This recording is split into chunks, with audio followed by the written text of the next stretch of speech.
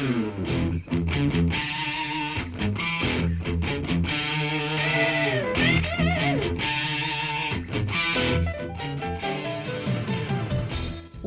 to Thriving Entrepreneur with your host, Steve Kidd, third-generation minister and 30-year business coach.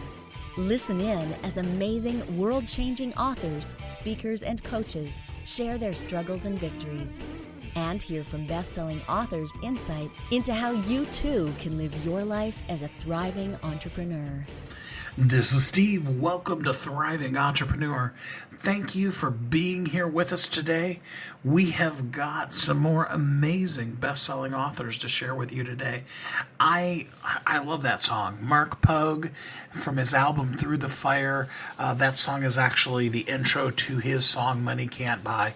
And I'm just going to keep telling you about Mark and his album until every single person that's ever heard this show goes out and buys Mark's album Through the Fire. You can check out his album at our website, wehelpyouthrive.com/radio. Another thing that I'm just so excited about, and I have to recommend to you, is the VTech 4-line small business phone system. This thing, I keep telling you about how amazing this small business phone system is, but I'm concerned that some of you don't get it. So let me see if I can break it down to you. You've bought a phone before, right? And these days, almost everybody has a wireless phone. So you understand the concept of, you plug the base in and then the rest of the phones are wireless, right? Well, it's the same thing, except for in your house, you have a phone number that comes into your house. Whereas with this phone system, you have the ability to have 4 individual, unique, separate phone numbers that a person can dial your company for the different needs of your company. Maybe as CEO of your company, maybe you've grown big enough now that you need to have a separate number to contact people on and to have them contact you with. Maybe you need a distance, a little bit of step away, so that a person can't just call you on the phone without going through some hoops. And you can create a phone tree. You can have the phone go to a receptionist and have her pick up the phone and then forward it to your extension. So many different kind of things. Now, most of us worked in a business environment, so we're used to a phone that can take more than one call at a time. And I'm not talking about caller ID where you put somebody on hold, or conference calling where you have multiple people, but I'm talking about, if Joe calls in, that's one phone line, and then if Sally wants to call too, that's a whole second phone line, and those can be simultaneous, separate conversations by 2 totally different people at the same time they're in your office. You really, really owe it to yourself to check out the VTech 4-line small business phone system. It is great for wherever you are in your small business to really have the most dynamically powerful, easy to use, easy to install, effective phone system, the VTech 4-line small business phone system. Again, thank you for you being here. I appreciate Mark and the intro he did. Mark, you're so awesome. I appreciate VTech. I do. I love having them as a sponsor. But the people that I really, really appreciate is you, the listener, the people who take time out of your day. Maybe you're driving in the car and you're listening on a terrestrial radio station, on one of the many terrestrial stations that our show is aired on. Maybe you are, maybe you're listening to us on iHeart or iTunes.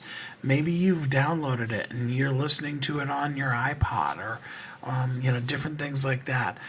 I appreciate that you've taken the time today to be able to spend some time with us together and learn how you can thrive in your life and in your business, because that really is what it's all about.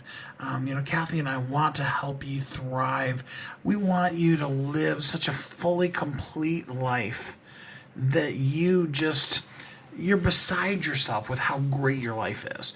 And I'd love to hear from you anytime. Feel free to check us out. You can join our community of authors at bestsellersguild.com. That'll take you right to our Facebook page. You can make comments, here on wehelpyouthrive.com/radio on the different shows. And we really do want to know what you're thinking and really reach out to you. Always, you can hashtag on Twitter or Facebook, Thriving Entrepreneur, hashtag Thriving Entrepreneur. And that'll let us know. We check that every once in a while to see, what are people saying, and is there anything we could do? Is there a guest that we could bring to you to help you, with a particular situation? In the end, we really want to be a resource to help you thrive. And that's why our website is wehelpyouthrive.com, is because that's what Kathy and I want to do. So shout out to you. Thank you for being here. Thank you for being so awesome. With that in mind, today we want to talk about a couple of ways that you can really share your awesomeness with the world, that you can on purpose be the best version of yourself.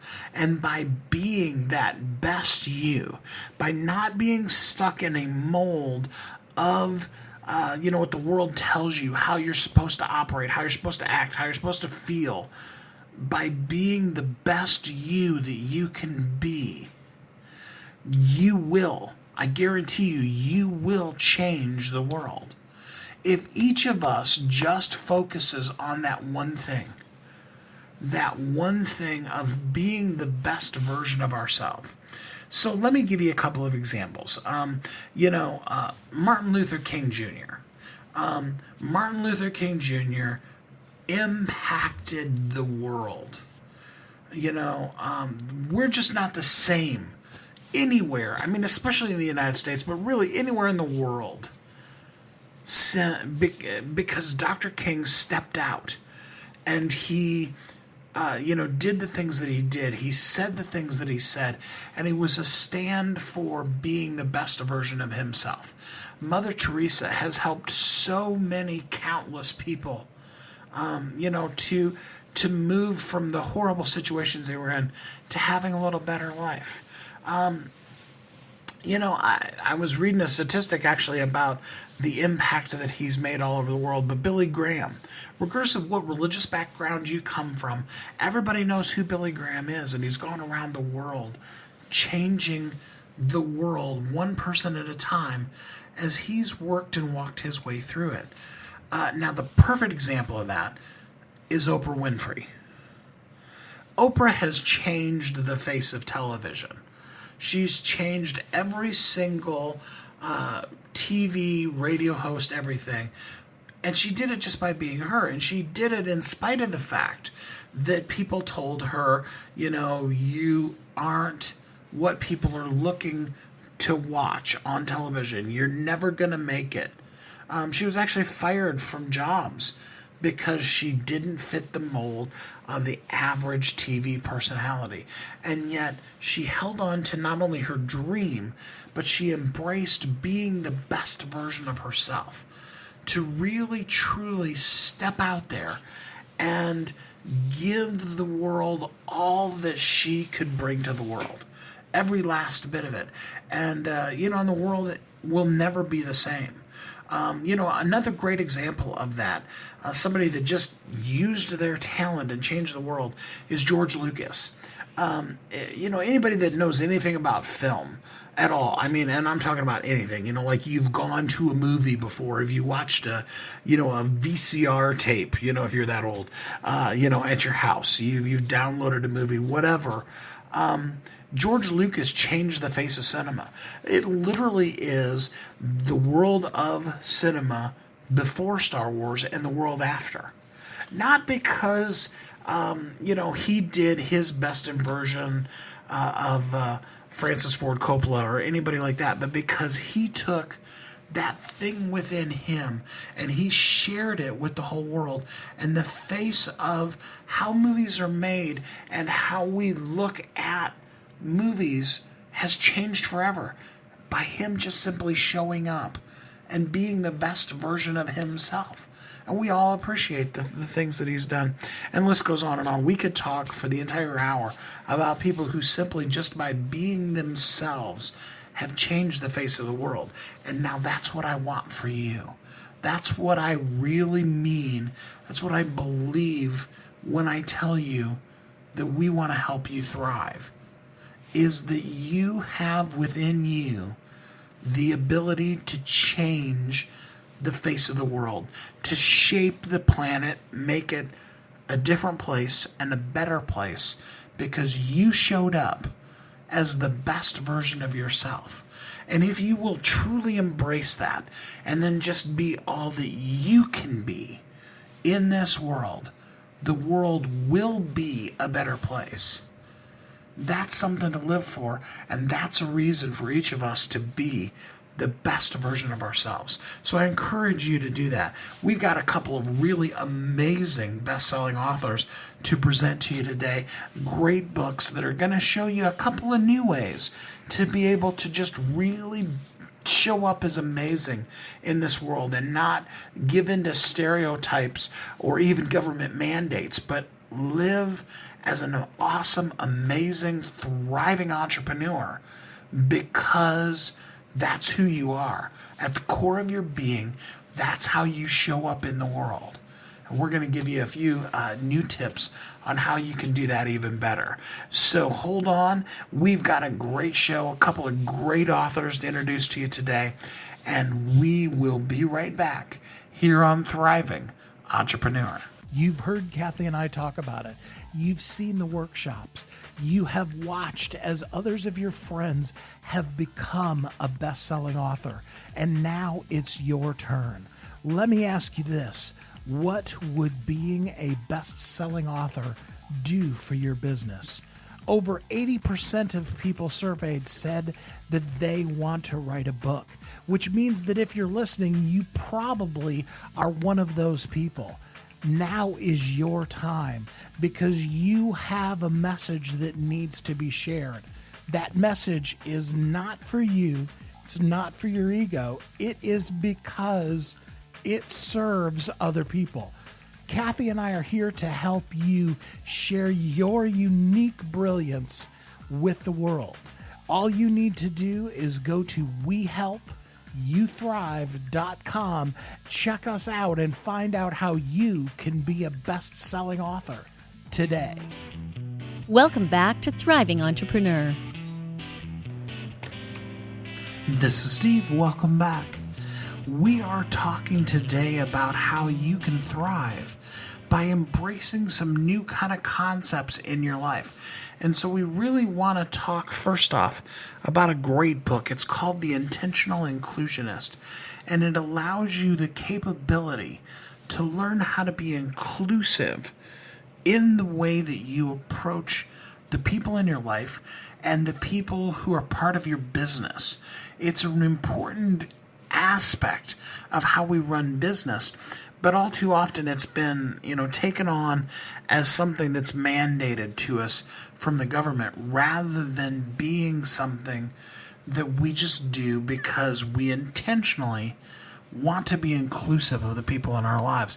And as we embrace intentionality in our inclusion of people, regardless of what race they are, but also because of their uniqueness, so that rather than being an inclusionist of millennials, of people that are older than us, of people from different religions, different genders, all those kind of things, we can then have the capability to really truly live the best version of our life and also have the best company because we get the broadest, most diverse opinions in our lives. So let's listen as we learn more about the Intentional Inclusionist. In this day and age, there are a lot of pressure on us, I guess is the best word to say, to be diverse, to be inclusive, to do a whole lot of things because we're mandated to do them. But what we really need to have in life is a attitude, a spirit of inclusion, because we really do want the views, the opinions from multiple people from different sectors so that we can have the most well-balanced, rounded company possible. And so to help us with that, I'm glad to have an expert, Nika White, Dr. Nika White, who is going to talk to us today about how you can be an intentional inclusionist. Nika, thanks for joining us today. No, thanks for having me, Steve. It's a pleasure. I love the name Intentional Inclusionist. There's so many things that could be taken from that, but if you were to define it yourself, how would you define that phrase?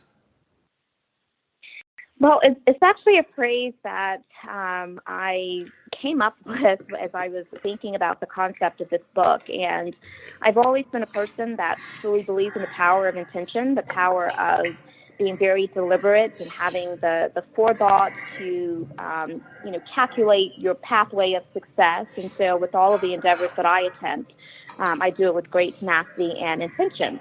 And so as I became more and more interested in this phenomenon of inclusion and the opportunity that inclusion brings, it dawned on me that if we could teach people, particularly leaders, people of influence, to exercise a life with mindfulness around the work of inclusion, then we certainly could find a way of involving more people into the opportunity so that they can reach their full potential. And so, to define intention and then to define inclusion and putting them together, it's really just a matter of saying, let's be very deliberate and calculated and mindful about our ability to view life with the lens of inclusion so that as we make decisions, as we interact with others, we can do so involving people in a way where they feel valued, accepted, and get the best out of those in society. Well, and I know that, this wasn't something you woke up one morning and you're like, intentional inclusionist, I'm going to write that book. You've got quite a background in this area. Can you explain to people, your background so they understand where you're coming from? Sure. So you're absolutely correct, Steve. This was not something that I set out to do in terms of become a diversity and inclusion practitioner. I kind of stumbled upon it, but when I look back on some of the signs that I realize now, all of those signs were really pointing me in this direction. And so it was really inevitable that I would land at this place. But my background is marketing communications. And so I spent a number of years working in that industry. And specifically, I was working for an advertising agency, and I love the fast-paced culture. I love how dynamic and creative and strategic the environment was. And I really enjoyed my career and thought that I was going to pursue that path for the long haul. But one day I was sitting in my office and literally I had this epiphany because I was reflecting on just how lucky and fortunate that I felt that I was to work in such a career path and enjoy it with great passion. And it occurred to me that there aren't very many others who look like me. That's also taking advantage of this wonderful career path. And I'm African-American female, and I have the wherewithal to quickly recognize that a lot of the clients that the agency I worked for, that we were servicing, they represented constituents that were diverse America. And so it really just begs the question of why aren't we doing more to be intentional about leveraging the diversity of people to help make sure that we are smart, intelligent, effective marketing partners for our clients. And that's where I began to really recognize the draw that I have towards the underrepresented, the individuals that are underpopulated in certain environments. And I saw it as an opportunity, and I couldn't let that go. And that really was the start of me beginning to exercise even greater intentionality to align my career path and my interests with the work of inclusion. And I love the work that you've done before, but one of the things, because we don't want to tell them the whole book, they got to read the book in order to get it all. But one of the things that you and I talked about that I know is at least a part of the book has to do with hiring. I loved that concept. Can you explain your view on hiring and how to make that so that it's a diverse hiring group as opposed to, just the same old group of old white guys? Yeah, well, again, it's very deeply rooted in this word, intention. We have to certainly make sure that if we want different results, that we are being innovative and creative in our approach to try some things that are different from what we've had in the past. And so oftentimes, what I will encounter when I work with a lot of different organizations and managers and executives when they're looking to fill a position is, they will go through the traditional method of recruiting for that role. So they may put it on their website. They may, put it on a job posting website. And the notion is, well, it's out there for anyone to access. And so clearly, any and everyone are going to access it, and it's going to automatically, in this very organic way, deliver this very diverse applicant pool. And what I counsel a lot of those individuals on is that that's not always the case. You do have to be intentional to create a diverse applicant pool. And that means, connecting with a lot of the diverse community associations that have a high percentage of individuals that are different from those that you may have a large population of already in your organization. It may mean connecting with historically Black colleges and universities and individuals that have a large network of those demographics within their circle of influence that they can share information with. But it takes, again, just being intentional, getting outside of the box or the bubble, and really exercising some creative ways to cast the net wide, if you will. And so that's part of one of the things that I talk about that relates very specifically to the essence of being intentional around the work of inclusion, because it doesn't happen organically. One of the other great suggestions that you made was the concept of having a diverse group of people that are actually doing the interviews. So instead of it being an HR manager, it's an HR team, and they come from different views and different points, so that then after each of those people's interviewed, the person, they can come back together and have a consensus of who really fits good into the company, as opposed to one person hiring and they always end up hiring the same kind of people because that's who they relate to. Yes, that is actually a really great best practice that many organizations are starting now to gravitate to.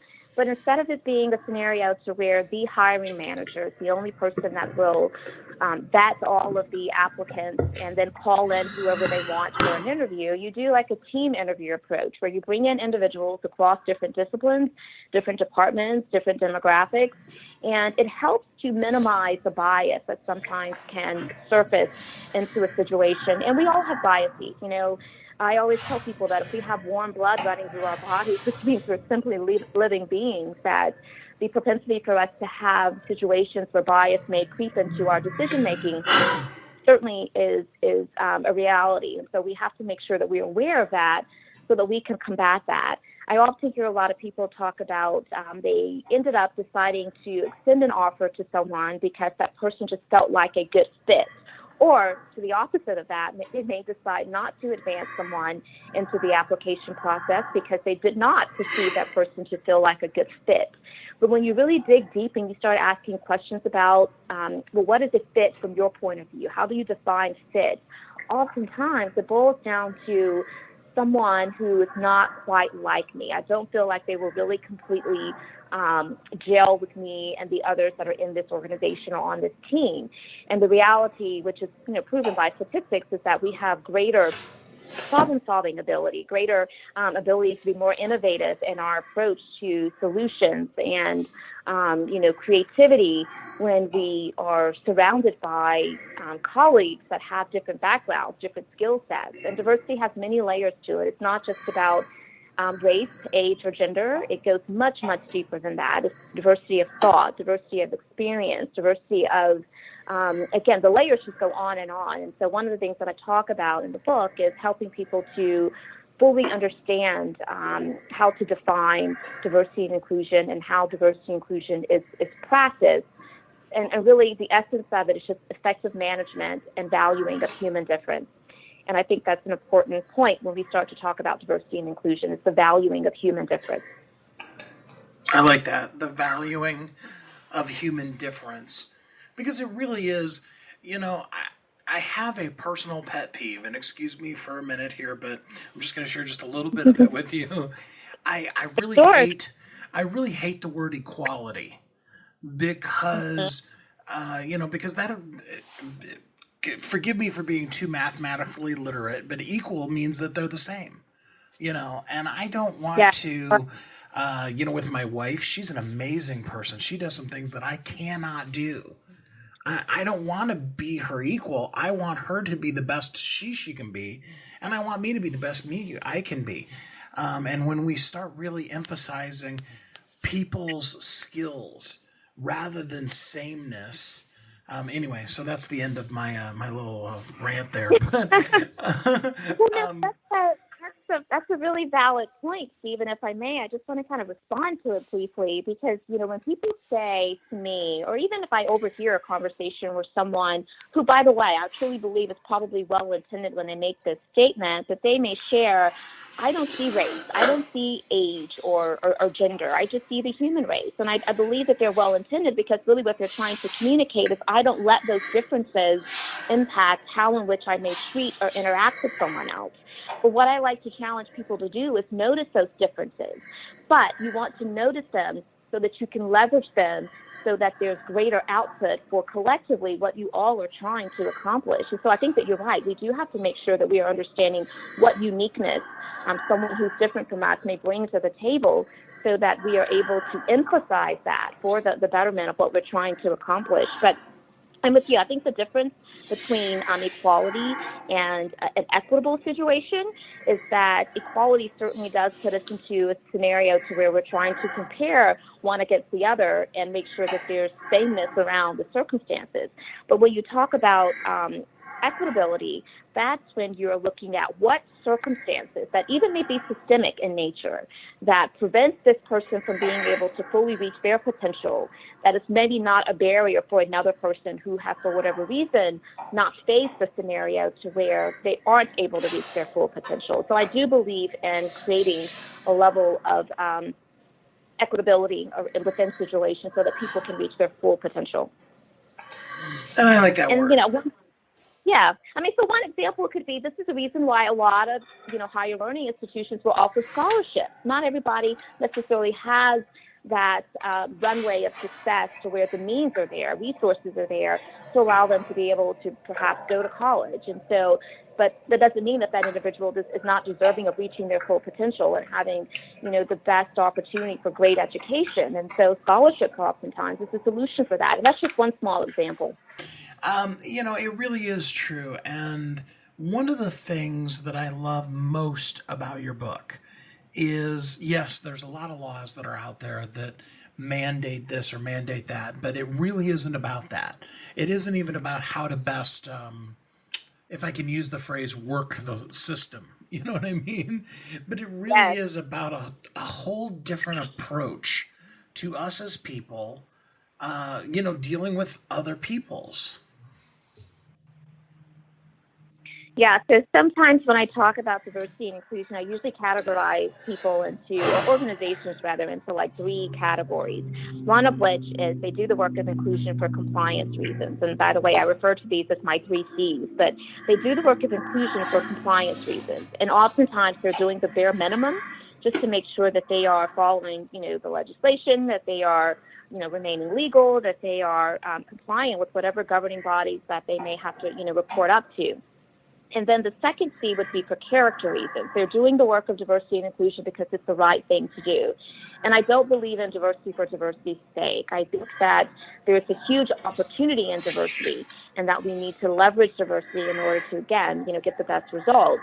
And so when people, though, are reacting to the opportunities of diversity and inclusion because they really just are moved by that social consciousness, I find that it's a higher level of priority on the work of diversity and inclusion, but it's still not where I always encourage people and organizations to pitch their tent. I want people to do the work of diversity and inclusion for commerce reasons.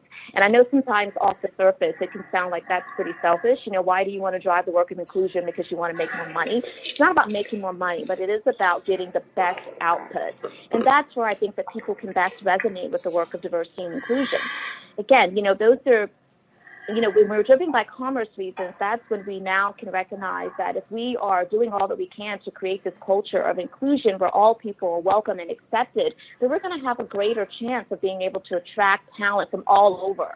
And, the best talent is not necessarily always right in your backyard. So you're going to have to make sure that you're presenting a case where people that are not even familiar with the geographic area, with the organization, can truly feel like, from whatever experience that they have, that they can thrive and be successful in that environment. And so I want people to see the benefit and the opportunity of diversity and inclusion, because when they do, that's when they're able to really intentionally engage in this work in a more effective way.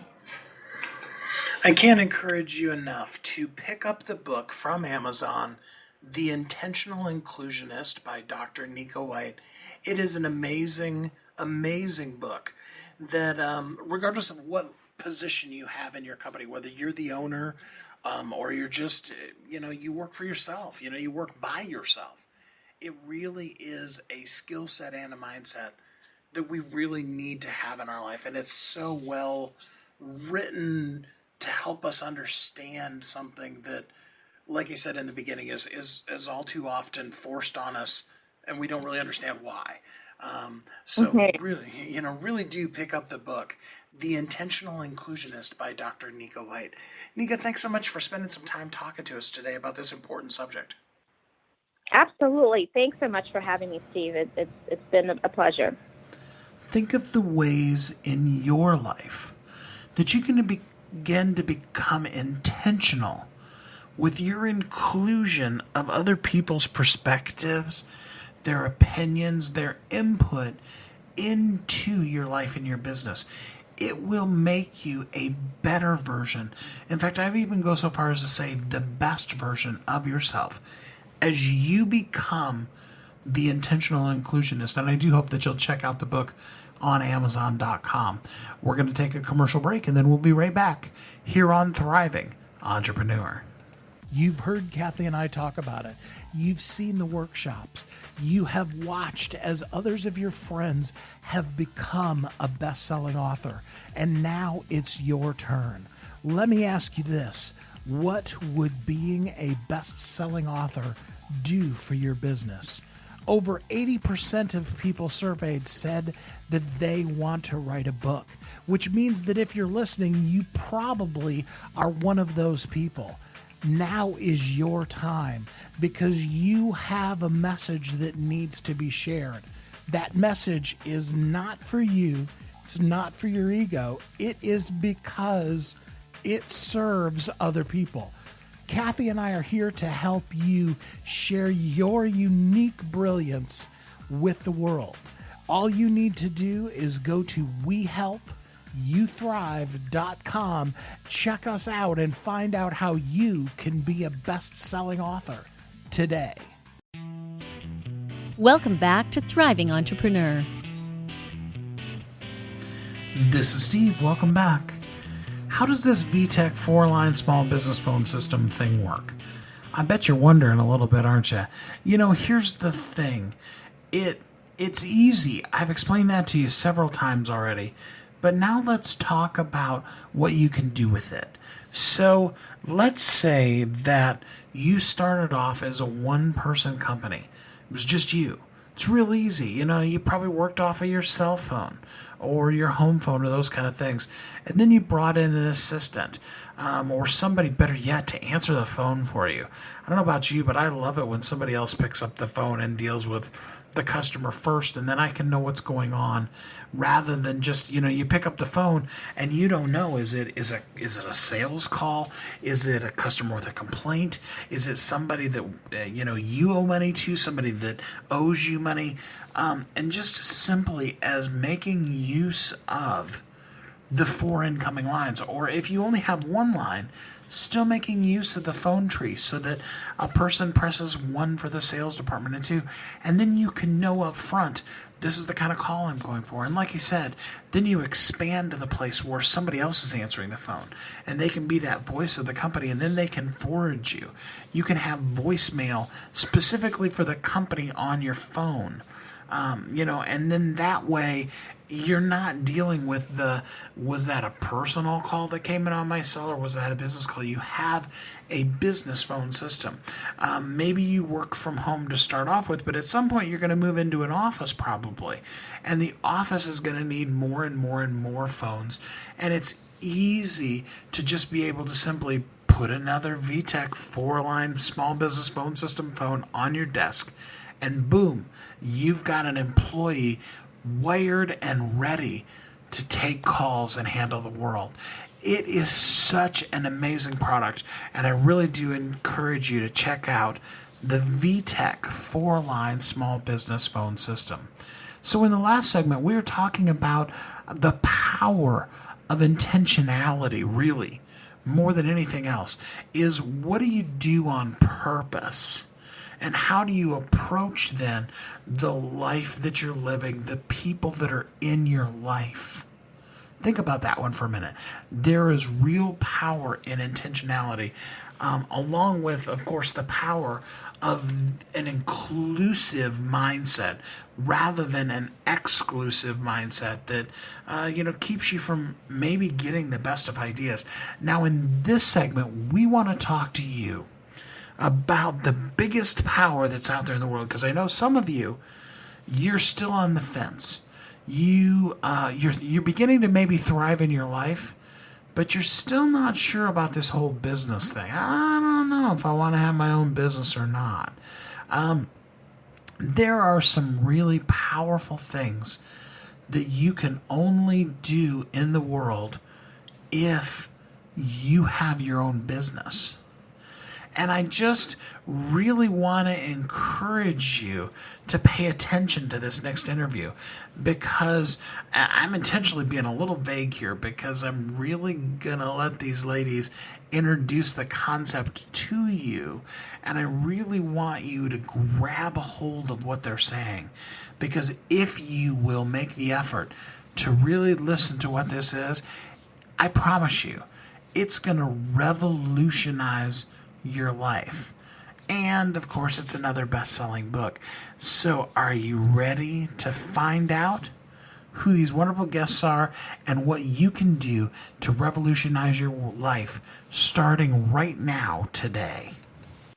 I am so blessed to have with me two wonderful women, Catrina and Twana Wilson, and they are going to share with us their best-selling book, how they got there, and some secrets that you can learn from their book.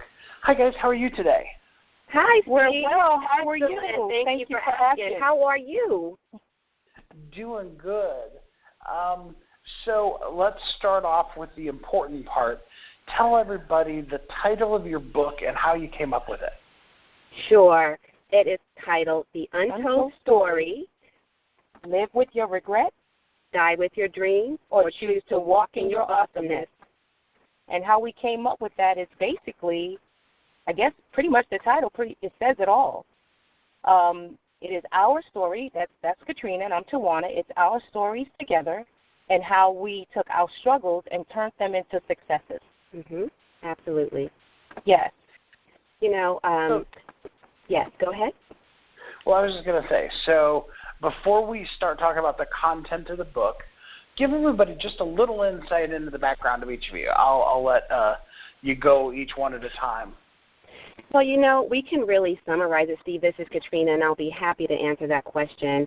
Twana and I met in our early 20s in San Diego, and at that time, we really found ourselves repeating our parents' struggles. Exactly. And as a result, like so many of us, we ended up with countless dead-end jobs, and the one that we're all familiar with, robbing Peter to pay Paul, and really frequenting pawn shops between paychecks because we lacked the knowledge as to how to stop the cycle.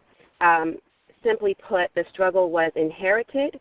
It was passed down from generation to generation, and it's something that we fell into without even realizing it. True. So basically, just to recap and kind of end that on a note that would resonate with many, is that we bought into a program that was, set and put in place by the system. And that program, if you will, is to go to school, get a higher education, get a good job. Steve, you can't see my air quotes, good job, and climb the corporate ladder. So what we realized, that after investing all, and I do mean all of our time and energy and money into the system, we found that we were set up to be brainwashed, broke, and broken. Absolutely. And that's the story in a nutshell. Well, and the thing about it is that it wasn't like you were, living in a pay-by-the-week hotel room, broke, picking cans out of garbage cans in order to be able to, get enough money. I mean, you guys were working good jobs. Absolutely. Right. And Steve, so just to elaborate on that a little bit more, it's as if, we all have the same program downloaded at birth. And the instructions we were given was to follow one career path. And again, that's Twana mentioned, go to school, get a higher education, you get a good job, you climb the corporate ladder, and we all live happily ever after. Well, so, that sounds ideal, but we followed those instructions to the letter, as many of us have. And after school, what happens? We end up with unimaginable debt. That dream job that was promised only comes to some. Most people can relate to that. Absolutely. And meanwhile, time is ticking. You got bills to pay, a household to run, and most likely mouths to feed. Most of us have families. So, we accept a position, and many of us live, a mediocre position, I should say, and many of us live paycheck to paycheck while we're climbing that corporate ladder. So we end up being undervalued, overworked, underpaid, and unfulfilled. And so this is the truth of a failed system. This is the true definition of what a failed system is. And so we must, understand that that's the truth of it, that's at the core of it. And so we must stop investing in someone else's dreams while we're neglecting our own. Right. So the thing I love most about the book is that you don't just, because there's a lot of people out there that have identified the problem, but all they do is talk about there's a problem, there's a problem, there's a problem. You actually have a solution. Yes. And the solution is really simple. I mean, because the number one problem that we find is fear. Right. It starts with fear. You cannot let fear paralyze you from making progress. If you're connected with your passion and your purpose, you will work even harder to succeed. And many will agree with that. Absolutely. So that's the solution. You've got to do not let it paralyze you. Absolutely. Right. And to stay in action, you have to make incremental changes, incremental steps towards your goal. Right. It's not going to happen overnight. Anyone, to include us, can attest to that. It is not an overnight success story. Yes. You have to work hard at just about anything you do. So you can't be looking for an overnight success or a get-rich-quick scheme. Right. You have to know that you're going to have to put, as we call it, skin in the game. Exactly. Well, that is so important, too, because if you can become an overnight success, you can just as quickly the next night, not be a success again. Absolutely. You got it. Very true. You got it. So what is the thing then that holds people back? I mean, it seems like such an easy thing. Okay, here's a problem. Here's a solution to it. Then why doesn't everybody just do it? Well, because people like to take the easy way out. It's easier for us to find excuses than it is for us to find a ways around the obstacles that are it's inevitable to come. They're going to show up in our lives. And we need to really find a way around those obstacles that we know are going to be there. And then like you said earlier, it's the programming. Once you've been programmed, it's truly hard to deprogram anyone. It's really, really a difficult task. And you find yourself set and comfortable, right? In your cubicle and following instructions that someone else has laid out for you, but guess what? You don't have the same securities and fulfillment as you would in owning your own. Absolutely. So it is easier to just go to work, follow instructions. The structure's already designed and it's there, and you just show up and you do your small part and you leave. But like she said, it leaves you unfulfilled, overworked, underpaid, and et cetera, et cetera. But it is easier to many than it is to sit and create their own. And that's the problem. I actually heard John Olstein. Many people might not be familiar with him. He's Joel's dad. I know who he is. Yeah. I heard him say one time he believes very strongly that everybody has an opportunity, multiples usually, but at least one opportunity in their life to become a millionaire. The problem is that we're not looking for it, and we're not prepared as a person when that opportunity comes. Mhm. Yeah, that's the majority. True. Very ill prepared. Right. For that it's opportunity. not something, again, going back, it's not something that's taught in school. Mhm. No, there's nothing anywhere close to that that's being taught in the public schools. And that's the majority of what, the United States has set up, public schools. So it's not being taught. So where are they going to learn it from?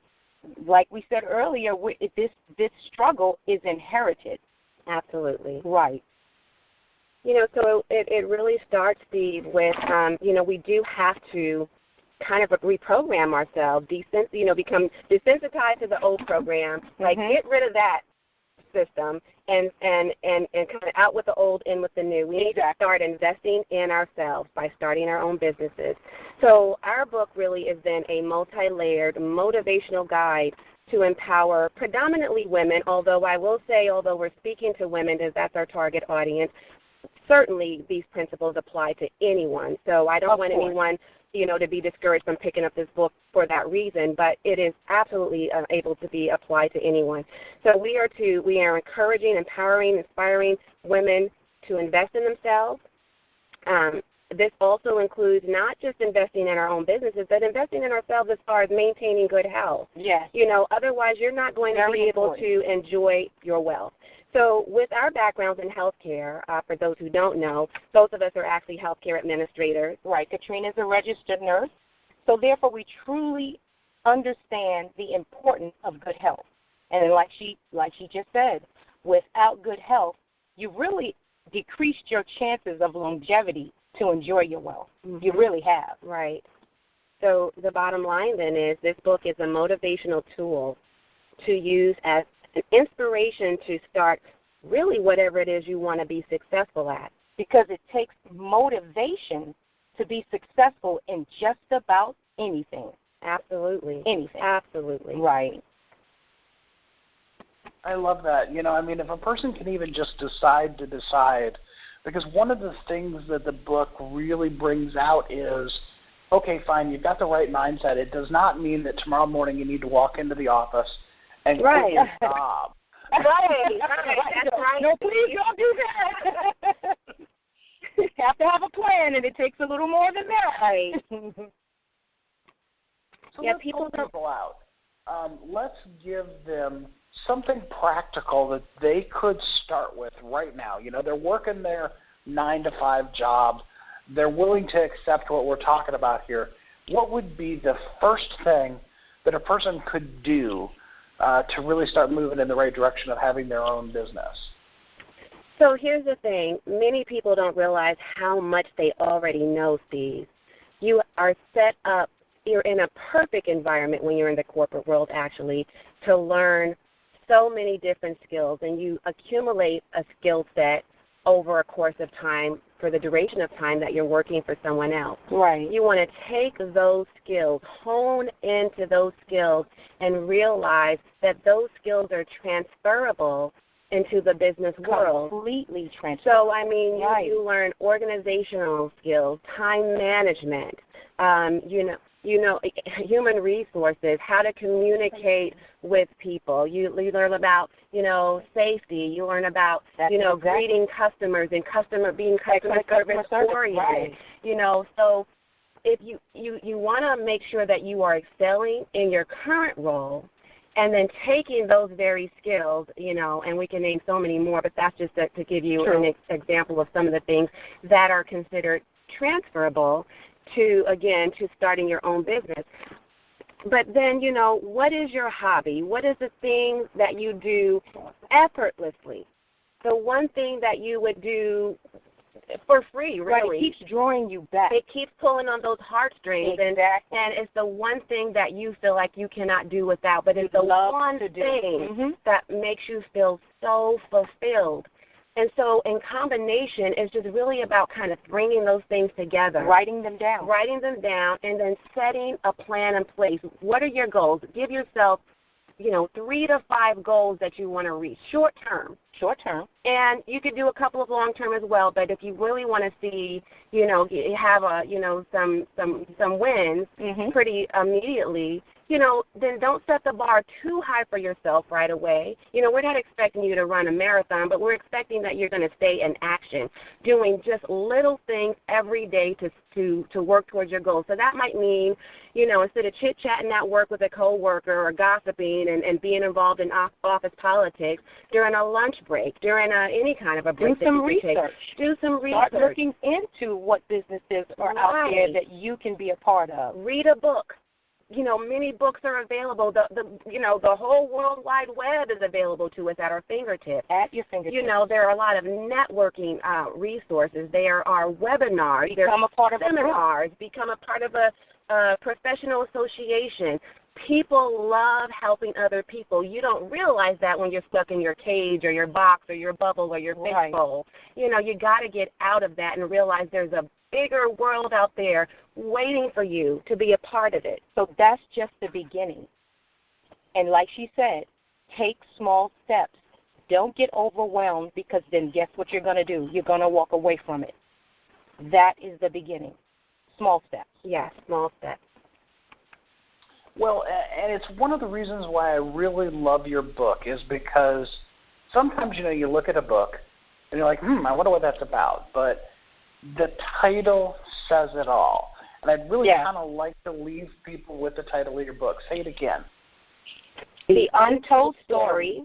Live with your regrets, die with your dreams, or choose to walk in your awesomeness. Very powerful. Absolutely. I hope everyone will choose to walk in their awesomeness.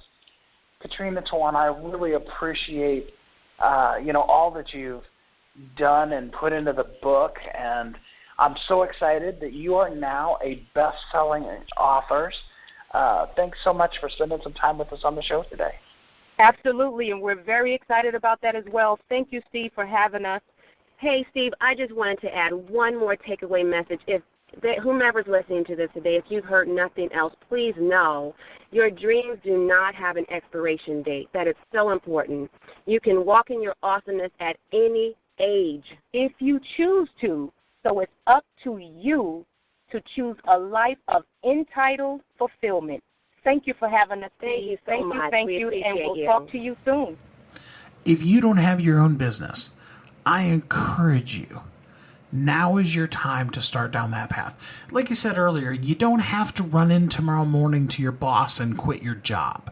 That's not the point of what I'm trying to say. What I am trying to say is now is your time to do your best, to show up as your best, and really make a difference in the world. And I really hope that you really will embrace that. Because in the end, Kathy and I want to help you thrive because we know that you are out to change the world. You see, we talk all the time about making people best-selling authors, and in 2016, we made 156 people best-selling authors, and we're on track to do even better than that this year. We love showing up in the world and doing that. And on the surface, that's what we do. But if you find out just a little bit deeper, you get to know what Kathy and I really do here at Kid Marketing. What we really do is we help change agents change the world. It's what we love doing, and we're so honored to be able to take that unique, special, brilliant voice, that brilliant, unique message that is you, and help be part of sharing that to the world. It's our honor, it's our privilege to get to be able to do that. And we want you to be one of our best-selling authors. I know statistically that more than 80% of the people in the world want to write a book, so that's not a question of whether or not it's something that's crossed your mind. The question is have you done it? because less than 5% of the people in the world ever have. And more importantly, do you want to write a book? Or do you want to write a book that helps you establish impact? Now, your book is not going to be that multi-million-dollar moneymaker for you, but your book is going to be that door opener. Kathy and I like to say around here, little books are what swings great big doors. Your big opening can come from that little teeny tiny short read book that introduces you to people. Because in the end, we buy from people that we know, like, and trust. And until you establish yourself as somebody that's trustworthy, somebody that's real, not somebody who's living up in an ivory tower with a perfect life, nothing's ever gone wrong in their life. Have you ever gotten, a message from somebody like that? You either don't believe it or you just really don't care. Because in the end, they're just up there living in their lofty world. Whereas real people with real problems that have said, hey, this is who I am. But it hasn't always been that way. I went through this thing and here's now what I learned. That's where we really connect as people. And then, as I said at the beginning of the show, then you have the capability to live that amazing life because you're inclusive of the people that you allow in your life, the different cultures and opinions and ages and all of those kind of things. And then you embrace having a business and really, truly thriving in that business so that you can show up and be the absolute best that you can possibly be in this world because you know that you're here for a reason. I would hope. Now, if this is your first time listening, I want you to listen carefully to this. If this is your second time listening and you didn't catch it last time, really pay attention. And if you've listened over and over and over again and you feel like I've always heard Steve's close, I want you to take special notice to it today. Because I want you to know you are uniquely brilliant. Specifically, you were created for a purpose. And the world needs you. I want you to know deep inside of you that Kathy and I are here to help you live every day of your life as a thriving entrepreneur. We invite you to join us at bestsellersguild.com to be part of the family there that helps, supports, and encourages one another to do their best, be their best, share their message with the world so that as a change agent, you can help change the world. I want that for you. I know you have it in you. I believe in you. And I want you now to really go out this week and thrive in your life and business. Until next time, have a great week. Thanks for listening to Thriving Entrepreneur today. If you want to get your question answered, send an email to questions@wehelpyouthrive.com. We look forward to you joining us again next time. You've heard Kathy and I talk about it. You've seen the workshops. You have watched as others of your friends have become a best-selling author. And now it's your turn. Let me ask you this. What would being a best-selling author do for your business? Over 80% of people surveyed said that they want to write a book, which means that if you're listening, you probably are one of those people. Now is your time because you have a message that needs to be shared. That message is not for you. It's not for your ego. It is because it serves other people. Kathy and I are here to help you share your unique brilliance with the world. All you need to do is go to wehelpyouthrive.com, check us out, and find out how you can be a best-selling author today.